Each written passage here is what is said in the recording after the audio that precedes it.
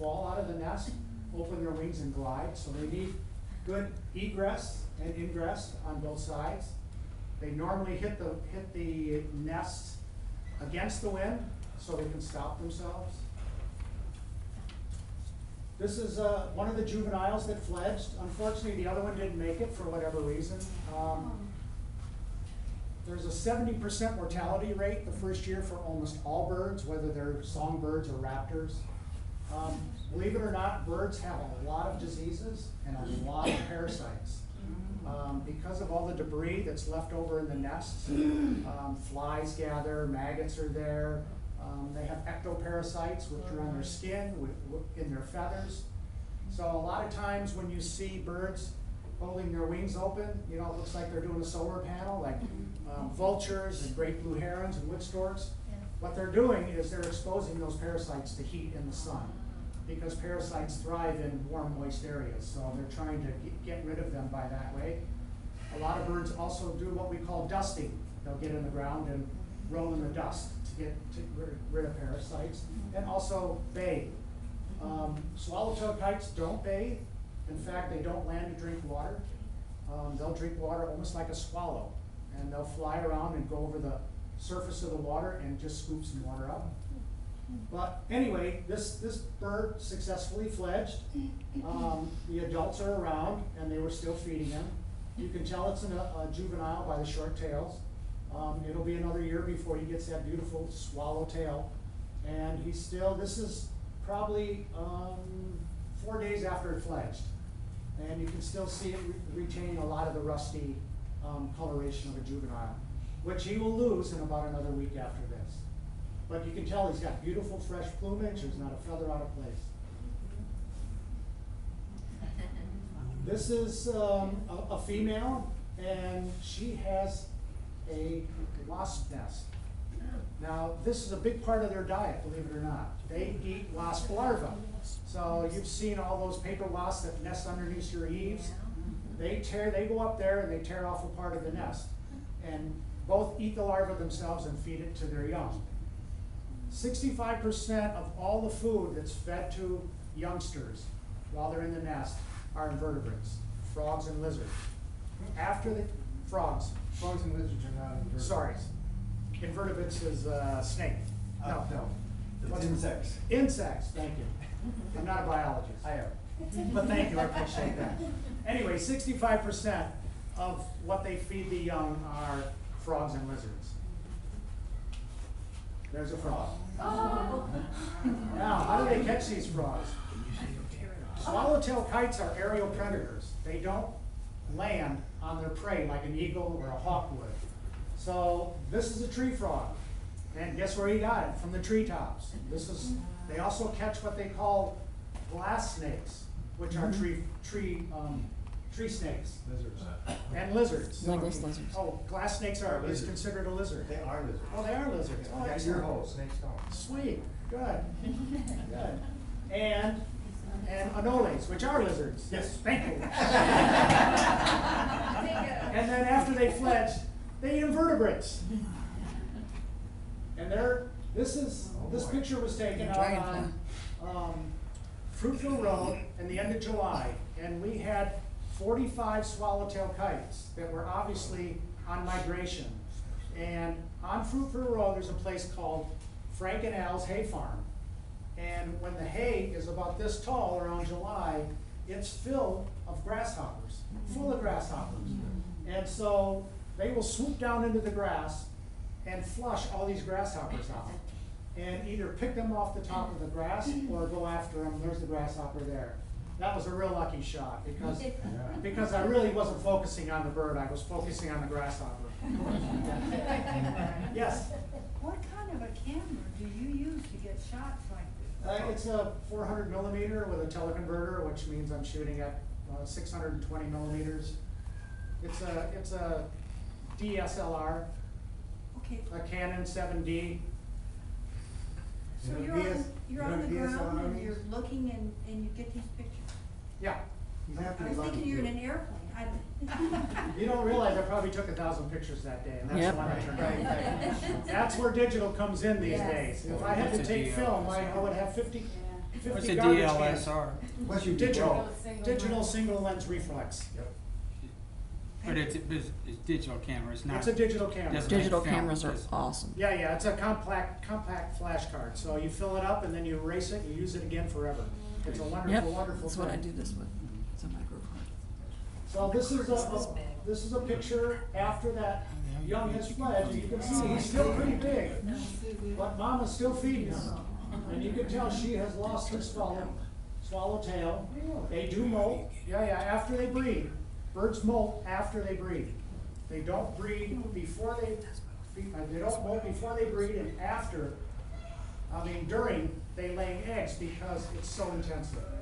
It's very calorie intensive. So the female waits until after the young are fledged to molt. You can still see she's missing some primaries here that haven't grown out yet. This side is pretty much well done. But yeah, it's very, and they want to make sure they molt in time for migration. So it's like a 2-month period between when the young are out of the nest and when they migrate. How fast do they fly? How fast do they fly? Well, they don't fly very fast because even though they're in the falcon family, they're not like a peregrine or a Cooper's hawk. They don't generate that much speed, but because of the wing loading, because the wings are long and narrow, they're able to glide, and that tail is like a rudder. So they mainly fly like this. They rarely fly in a straight line. Even when they're migrating, they go up and they go down, they find air currents.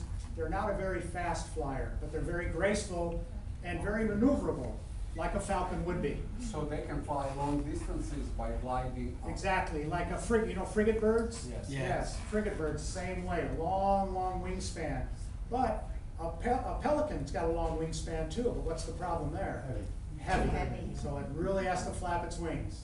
So this is where that comes in handy. Very, very long wings, only weighs 13 to 15 ounces, so it can take advantage of thermals. So there she's, this is the male, you can see his long tail. He's got a grasshopper, and there's the young begging. And you can see how worn his tail feathers are, and that's probably wear from the nest. Now, when they migrate, they also feed, like a lot of small falcons, like American kestrels and like merlins. They will catch things in midair and feed while they're going. Now, a raptor is known for 2 things: a sharp bill for tearing prey, and talons that can grasp. Grasping is very important because they need to hold their prey. So what this bird is doing is he's got a grasshopper in this talon, and he's tearing bits and pieces off and feeding himself with it. So they do have a big crop, they can fill up, but while they're over land, they have the ability to feed in midair and also swoop over treetops.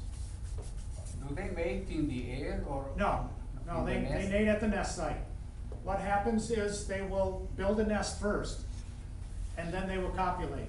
And then within 2 weeks of the nest being constructed and the female ovulating her first egg, they will nest. Is that once a year or? Once a year, because these birds are migrants. So now, the caveat to that is if there's a nest failure very soon within the season. Now, most of these birds come back to Florida around February 28th to March 1st.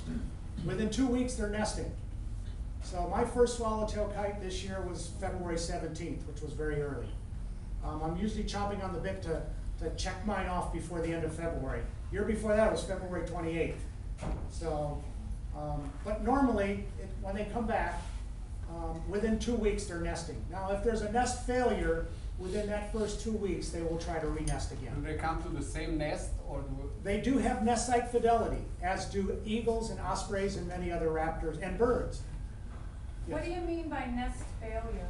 Nest failure means the egg isn't fertilized, Oh. the nest is predated upon by raccoons or other birds or squirrels, yeah.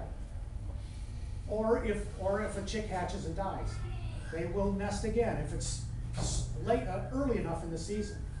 But they know, according to that biological clock, when they have to get going. And If they have a late nest failure like they did with that one chick, then they will not nest again. So once a year for most birds. Now the smaller birds we have in Florida here, like cardinals and doves and blue jays, can have up to 3 broods because they're not going anywhere. Not going anywhere. So, what's the future for our swallowtail kites in Florida? Well, the same future there is for every other bird or every other living thing in Florida. Unfortunately, Florida is a tourist state. It depends primarily on taxes from property tax. A lot of building is going on now, as you well know. So what can we do? I call it CPR, and I don't mean cardiopulmonary resuscitation. Conserve, protect, and restore. So, conservation. Conservation is a two-way street. Now you have to understand that all birds that migrate out of North America, they're only here half the year. Some of them less than half the year. A lot of these birds started out as tropical species, like our warblers, and they spend most of the time in South and Central America. So if we don't protect or advocate protection in the places where they winter, then what we do up here is really a moot point. So protection is worldwide, and that's where conservation efforts through worldwide organizations are very important, that we can join and advocate, like Nature Conservancy, that actually buys property in Central and South America and around the world for preservation for some of these birds that are migrating. Are they trying to do that in Brazil? I mean, that sounded really important. Well, you know, these are privately owned lands, and here's the problem down there as it is up here.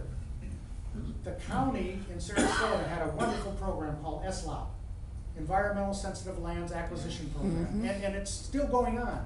It's still going on. The problem is you can only purchase land that's for sale, and you can only purchase land at market value. So as we all know in Florida, when property values go up, the county or even conservation groups are not able to raise enough money to buy that protected land. The other problem with, thank you, you just hit the space bar, it should find it. If not, do it again. Do you have a mouse?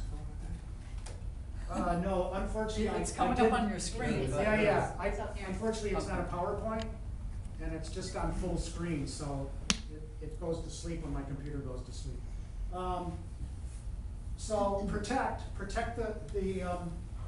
what we have now.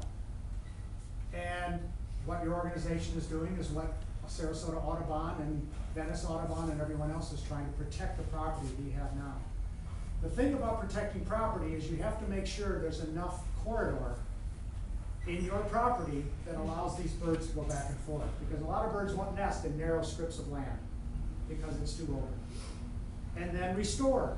Hopefully, a lot of conservation easements are a popular way to conserve property now, where these huge farms are taking some of their property out of production, and they get a tax write-off for that. But they cannot, for the perpetuity of their ownership and their heirs, they cannot change the use. So wildlife has a place to go. Unfortunately, the swallowtail kite is not listed federally, though it is endangered. There's only, maybe 3,000, 3,500 total, including juveniles, in North America. But there is a good population in Central and South America as well. So those are the 3 things you can do with anything, including your gopher tortoise. So I like to call it CPR, conserve, protect, and restore. So Florida has a few more other raptors, and we'll just finish up and we'll just go through a few of them real quick. And if anyone has any questions in the meantime, you can hit me with those. This is adult and perfect plumage. You notice the first 10 feathers on the front of a bird are the primaries, followed by the secondaries, and then the last 3 are tertials.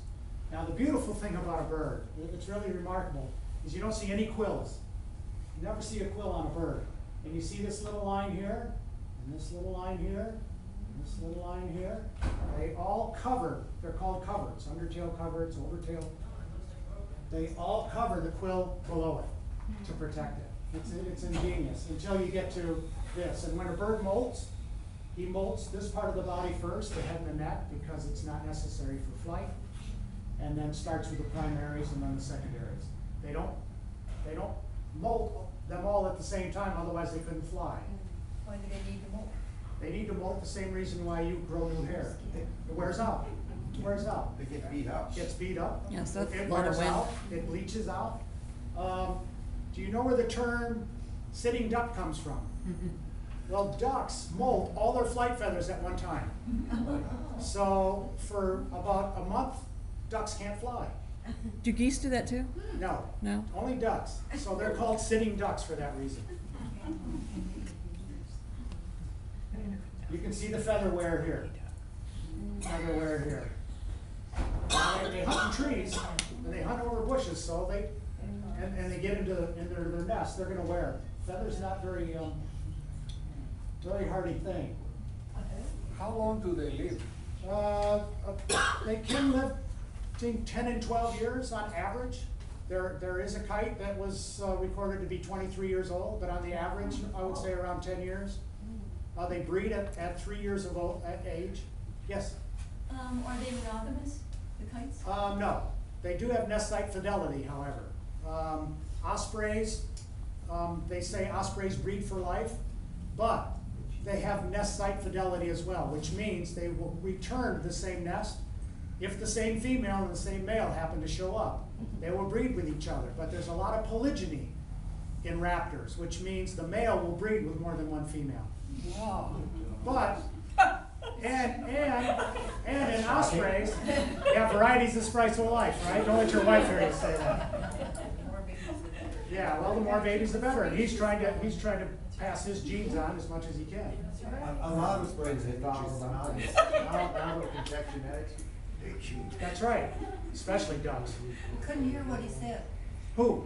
the gentleman that just spoke. I said, they used to think a lot of birds were strictly monogamous, but now that we can check the genetics of the DNA of the chicks, Okay. we know they're cheating. Ducks are notorious polygynous anyway, so. This is another raptor we have in Florida. This is the bird that the other swallowtail kites were shooing away. This is the crested caracara. This is a bird displaying for a female. Yes, another question.